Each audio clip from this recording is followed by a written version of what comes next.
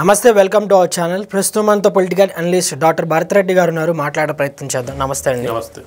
అయితే నిన్న జగన్ గారు ఒక ప్రెస్ మీట్లో పుష్ప డైలాగులు అయినా చూసుకుంటే కూడా రాష్ట్రంలో హత్యలు చేయమని ప్రోత్సహిస్తున్నారు అనేటువంటి ఆరోపణలు అనేటువంటి వినపడుతున్నాయి ఆంధ్రప్రదేశ్ ప్రజల నుంచి. ఎలా చూస్తారు దీన్ని?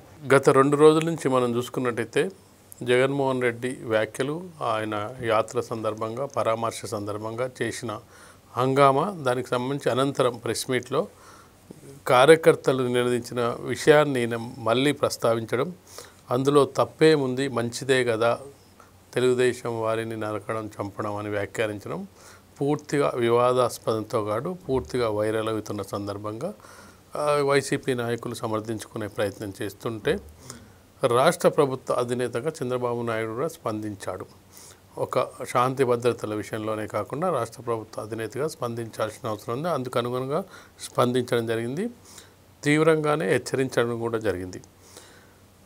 ఏదైతే ఈ వ్యాఖ్యలు చేయడం ద్వారా రౌడీయిజాన్ని ప్రోత్సహిస్తున్నారో ఒక నాయకుడు చెప్పాల్సిన అంశం ఇదేనా? నరకండి చెప్పండి అని నాయకుడు ఎవరైనా ఉంటారా? ప్రపంచంలో జగన్మోహన్ రెడ్డి తప్ప ఎవరూ ఉండరని చెప్పి ఘాటుగా విమర్శలు చేయడం జరిగింది. దాంతోపాటుగా ఏదైతే ఇలాంటి కార్యక్రమాలు చేస్తున్నట్టయితే చూస్తూ ఊరుకోం, ఖచ్చితంగా శాంతి భద్రతల పరిరక్షణలో ఎవరిని వదిలే ప్రసక్తే లేదని చెప్పడం జరిగింది. దాంతోపాటుగా ఇక్కడ జగన్మోహన్ రెడ్డి కుట్రపూరితంగా వ్యవహరిస్తున్నారు, పరిశ్రమలు రాకుండా, పారిశ్రామికవేత్తలు రాకుండా ఇక్కడ వాతావరణాన్ని చెడగొట్టే ప్రయత్నం చేస్తున్నారని కూడా చంద్రబాబు నాయుడు గారు చెప్పడం జరిగింది.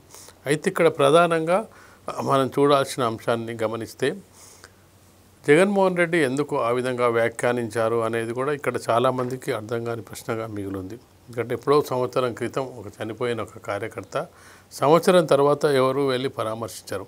చనిపోయిన కార్యకర్తను కానీ, లేకపోతే వాళ్ళకి సంబంధించిన పార్టీ నాయకుల్ని కానీ 2వ రోజు, 3వ రోజు, లేకపోతే 10వ రోజు, లేదంటే నెల రోజులలోపు పరామర్శించి వాళ్ళకి సంబంధించిన ఆర్థిక సాయం చేయడము, లేకపోతే వేరే అంశాల్లో సాయం చేయడము చేస్తూ ఉంటారు.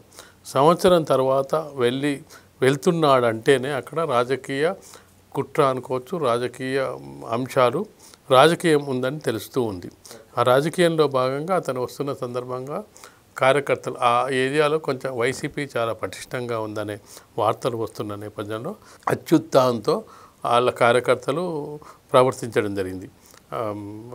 ఏదైతే పుష్పకు సంబంధించిన డైలాగ్స్ను ఫ్లెక్సీల మీద రాసుకుంటూ దాన్ని డైలాగులు చెప్పుకుంటూ ఆ ఘర్షణ వాతావరణం క్రియేట్ చేసే విధంగా వివరించడం జరిగింది. దానికి సంబంధించి జగన్మోహన్ రెడ్డిని ప్రెస్ అంటే పూర్తి స్థాయి ప్రెస్ కాదు, నిజం చెప్పాలంటే తనకు నచ్చిన, తనకు మెచ్చిన, తనకు కావాల్సిన వాళ్ళని మాత్రమే పిలుచుకొని ప్రెస్ మీట్ నిర్వహించడం జరిగింది. అందులో భాగంగా ఓ విలేకరి అడిగిన ప్రశ్నకు ఈ విధంగా కార్యకర్తలు అన్నారంటే పూర్తిగా డైలాగ్ చెప్పు, ఏం డైలాగ్ అని చెప్పి అడిగి దాన్ని చెప్పించడం జరిగింది. గంగమ్మ జాతరలో పొట్టేళ్ళు నరికినట్టు రప్ప రప్ప నరుకుతారని చెప్పి, మంచిదే కదా తెలుగుదేశం కార్యకర్తల్ని, నాయకుల్ని నరికితే మంచిదే కదా అనే వ్యాఖ్యలు కూడా చేయడం జరిగింది. ఒక రాజకీయ నాయకునిగా, మాజీ ముఖ్యమంత్రిగా 5 ఏళ్ళు పనిచేసిన వ్యక్తిగా ఒకవేళ పార్టీ కార్యకర్తలు ఆ విధంగా వ్యవహరించినట్టయితే వాళ్ళని హెచ్చరించాల్సిన అవసరం ఉంది. అలాంటి వ్యాఖ్యలు చేయకూడదని చెప్పాల్సిన అవసరం ఉంది. కానీ తానే తప్పేముందని చెప్పిన తర్వాత కార్యకర్తలు ఏ విధంగా రెచ్చిపోతారు, మా నాయకుడే ఈ విధంగా ప్రోత్సహిస్తున్నప్పుడు ఏ విధంగా కార్యకర్తలు రెచ్చిపోతారో ఆలోచించాల్సిన అవసరం ఉంది. అందుకు అనుగుణంగా చంద్రబాబు నాయుడు కూడా రిప్లై ఇవ్వడం జరిగింది. గతంలో ఎవరైతే క్రిమినల్స్ ఉన్నారో క్రిమినల్స్ని చూస్తే భయపడేవాళ్ళు, క్రిమినల్స్తో కలిసి ప్రయాణించే వాళ్ళు కాదు. కానీ ఇప్పుడు రాజకీయాలు కూడా మేము క్రిమినల్స్తో చేయాల్సి వస్తుందని చెప్పి జగన్మోహన్ రెడ్డిని ఉద్దేశించి చెప్పడం జరిగింది. ఇక్కడ ప్రశాంతమైన వాతావరణాన్ని చెడగొట్టే ప్రయత్నం జగన్మోహన్ రెడ్డి చేస్తున్నారు. నరకడం ఏంటి ఒక రాజకీయ నాయకుడు చెప్పే విధానం ఇదేనా అంటూ కూడా ప్రశ్నించడం జరిగింది. అయితే ఇక్కడ ప్రశ్నించమని తను పిలిపిస్తాడు, అసలు ప్రశ్నించమని చెప్పడానికి అతను ఎవరు? ఒకవేళ ప్రజలు మా పాలనలో ఏమైనా ఇబ్బందులు ఉంటే వాళ్ళకు ప్రశ్నించే అధికారం ఉంది. వాళ్ళు ప్రశ్నిస్తే మేము సమాధానం చెప్తాం, కన్విన్స్ చేస్తాం, వాళ్ళకి ఎక్కడైనా అన్యాయం జరిగితే దాన్ని సరిదిద్దే ప్రయత్నం చేస్తామని చెప్పి ప్రజలకు కూడా పిలుపునివ్వడం జరిగింది. అయితే ఇక్కడ చంద్రబాబు నాయుడు గారికి మనం ముందు నుంచి అనుకున్నట్టుగా శాంతి భద్రతల విషయంలో విఘాతం కల్పించే కుట్రలు జరుగుతున్నాయనేది కూడా ఒక అనుమానం వస్తుంది. జగన్మోహన్ రెడ్డి ఎక్కడికి పర్యటనకు వెళ్ళినా ఏదో ఒక వివాదాస్పద వ్యాఖ్యలు చేయడం, వివాదం చేయడం జరుగుతున్న సందర్భంలో శాంతి భద్రతలు క్షీణించినట్టయితే రాష్ట్ర ప్రభుత్వం పరువు ప్రతిష్టలు దిగజారే అవకాశం ఉంది. ఏ రాష్ట్ర ప్రభుత్వానికైనా వాళ్ళు శాంతి భద్రతలను సరిగ్గా ఉంచుకున్నట్టయితేనే వాళ్లకు బయట నుంచి వచ్చే పరిశ్రమలు కానీ, పెట్టుబడులు కానీ, ఉద్యోగాలు కానీ మెరుగుపడే అవకాశం ఉంటుంది. ఒక్కసారి శాంతి భద్రతలు అదుపు తప్పితే అది బయట నుంచి వ్యక్తులకు చాలా పారిశ్రామికవేత్తలకు కానీ మిగతా వాళ్ళకి కానీ చాలా ఇబ్బందికర పరిస్థితులు. చాలామంది జగన్మోహన్ రెడ్డి సమయంలో పారిశ్రామికవేత్తలు తిరిగి వెళ్ళిపోయారనే విమర్శలు ఇప్పటికే ఉన్న నేపథ్యంలో ఇప్పుడు మరొకసారి అలాంటి శాంతి భద్రతలు విఘాతం కలిగించే ప్రయత్నం చేసినట్టయితే ఖచ్చితంగా ఇప్పుడు శాంతి భద్రతలు పరిరక్షించే క్రమంలో చంద్రబాబు నాయుడు గారు కఠినంగా వ్యవహరించే అవకాశం అయితే మనకు కనిపిస్తుంది. అయితే కొంతమంది ఆరోపిస్తుంది ఏంటంటే జగన్ గారికి రాజకీయం సరిగ్గా రాదు కానీ రౌడీజం బాగొచ్చు అని ఆరోపిస్తున్నారు కదా, దీన్ని ఎలా చూస్తారు మీరు? ఆరోపణలు చూసినట్టయితే ఇటీవలి పర్యటనలు చూస్తే ఆ విధంగానే మనకు కనిపిస్తుంది. ఎందుకంటే ఒక మాజీ ముఖ్యమంత్రిగా ఉండాల్సిన వ్యక్తి హుందాగా ఉండాల్సిన అవసరం ఉంది. ఒక ప్రతిపక్ష నాయకుడు, ఒక రోల్ మోడల్. రాజకీయ నాయకులు సరే మనకు నచ్చినా నచ్చకపోయినా ఒక రోల్ మోడల్గా ఉంటూ ఉంటారు సినిమా వాళ్ళు కానీ వీళ్ళు. తను గతంలో కూడా పర్యటనకి వెళ్తే అధికారులను నిలదీయండి, అధికారుల పేర్లు రాసుకోండి, వాళ్ళని మనం వచ్చిన తర్వాత అంతు చూద్దాం, అది చేద్దాం, ఇది చేద్దాం అని చెప్పడం జరిగింది.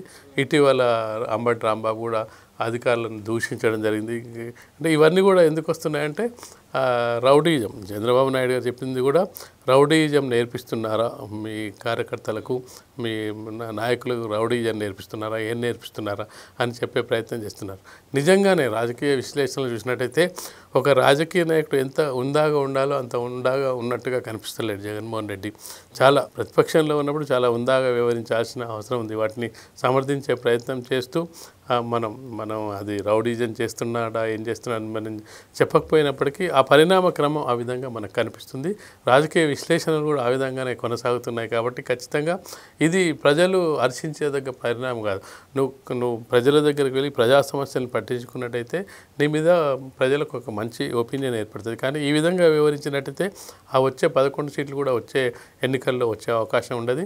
ఖచ్చితంగా రాజకీయ నాయకులు అంటే రాజకీయ నాయకునిగా ఉండి సమస్యలు పరిష్కార దిశగా ఉండాలి, పరిష్కరించాలి, ప్రజలకు అందుబాటులో ఉండాలి. కానీ ఇది రౌడీ భాషగానే ప్రజలు భావిస్తారు. ఖచ్చితంగా ఇది ఏదైతే రాజకీయ విశ్లేషణలు సాగుతున్నాయో అవి జగన్మోహన్ రెడ్డి ఖచ్చితంగా కనీసం గమనిస్తున్నారా లేదా అని కూడా మనకు తెలియట్లేదు.